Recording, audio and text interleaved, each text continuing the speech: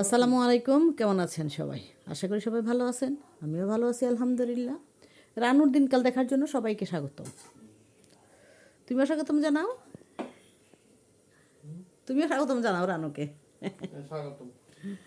আজকে রান্না করতেছে আমার সাহেব। উনি কি রান্না করতেছে দেখি। এটা কি মাছ? বাটা মাছ। এটা বাটা মাছ। এটা কক্সবাজারের এই সামুদ্রিক মাছ। এই জানাটা খুলে দাও। বাটা মাছ। আর ওটা কি রান্না করছে একটু দেখাও তো। ও দো কানি বাটা তো ধরো না। এটা হলো শুটকি। শুটকি মাছ। এটা কি শুটকি? পোয়া। পোয়া শুটকি মাছ। এখানকার মানুষের এই শুটকি মাছ এভাবে ভুনা খায়, আমরাও খাই, কিন্তু ওই পোয়া মাছটা অবশ্য আমি এখনো কোনোদিন আমরা খাই না এইভাবে। এই মাছগুলো ভাজি করতেছে।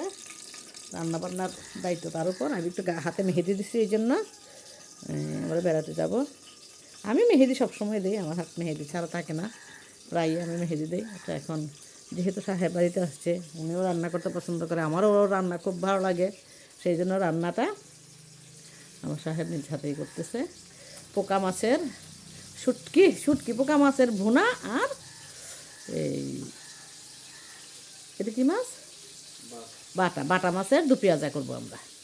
আমরা না, করবেন হলো মাহমুদুল হক। দেখো হাতটা পুরো না আবার।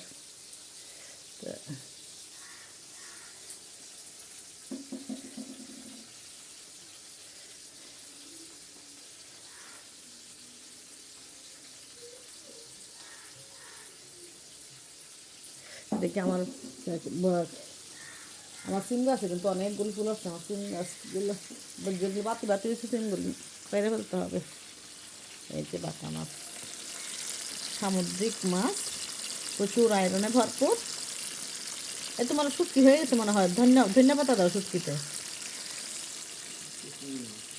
হুম, দেখি আগে হাতে ধরো না, কানি ফাটা দাও। এটা দিও না, এটা ঢেকো না। আচ্ছা,